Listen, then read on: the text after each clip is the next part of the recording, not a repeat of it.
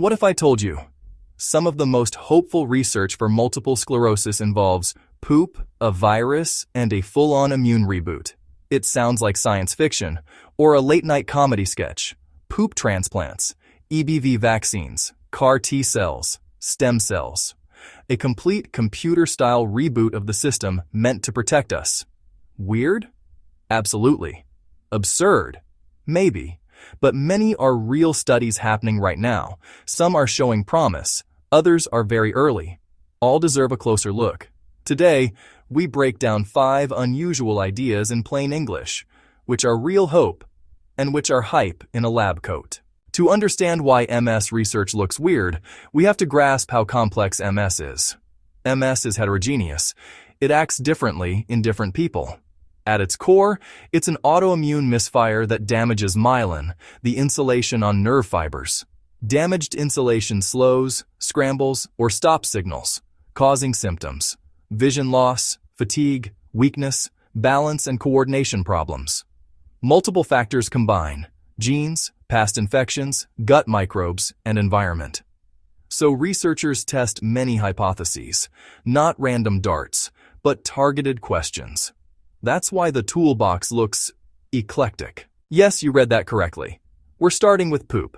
Fecal microbiota transplantation, FMT, taps the gut-brain axis. Trillions of microbes help digest food, make vitamins, and train the immune system.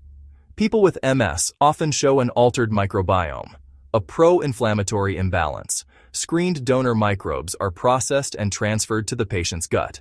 Goal: seed a healthier ecosystem and calm immune signaling. Tiny pilot studies show microbiome shifts and hints of immune modulation. Some report fewer flare-ups, but this is far from proof. Safety matters and rigorous trials are needed. Verdict: promising, very early. The gut remains a hot research frontier. EBV, a common herpes virus, infects most people and then lies dormant. In 2022, a landmark study of millions of U.S. military personnel changed everything. After EBV infection, MS risk jumped 32-fold. MS without prior EBV was nearly impossible to find.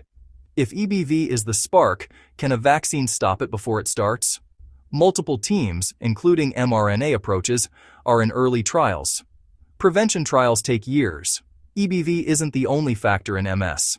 Still, the potential population-level impact is enormous. Verdict: high scientific credibility with a real prevention angle. A long-term strategy, and one of the most exciting frontiers in MS prevention.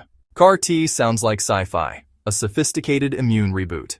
Doctors collect T cells, engineer them with a targeting receptor, then multiply them.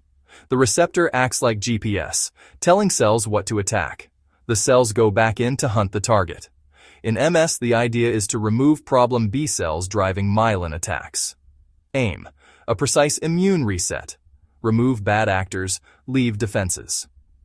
Reality check: risks like cytokine release syndrome can be severe. Early autoimmune data, e.g., lupus, looks promising, but MS use is experimental. Verdict: powerful, high risk, very early, likely for the toughest cases.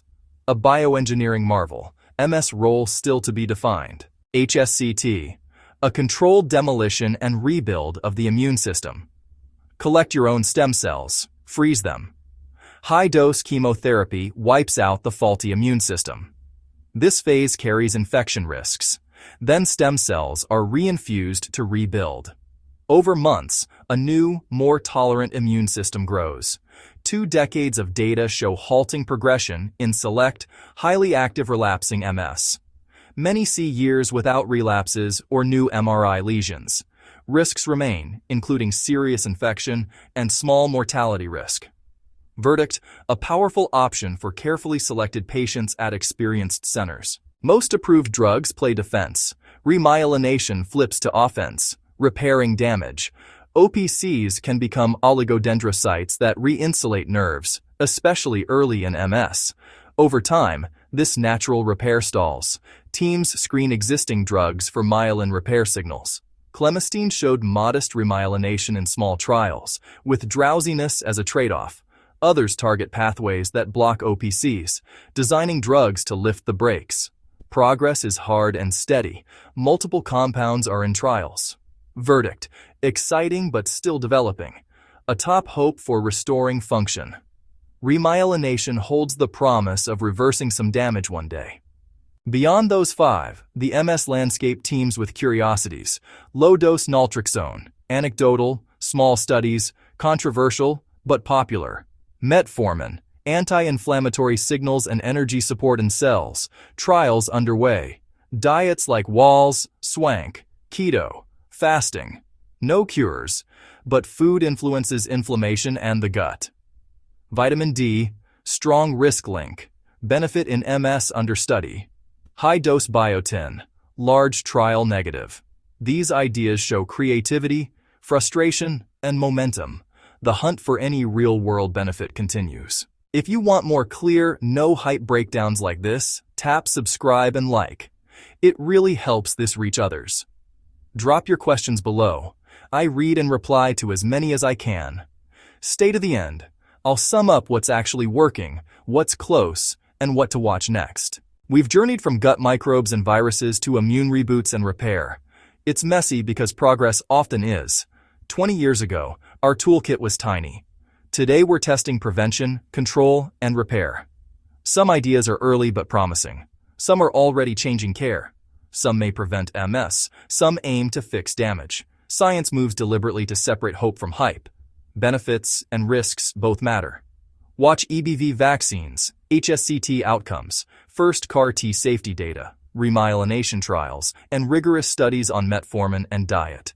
The weirdness isn't desperation, it's progress.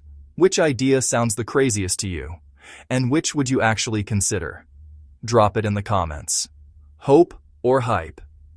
Staying curious is how we move forward, one step at a time.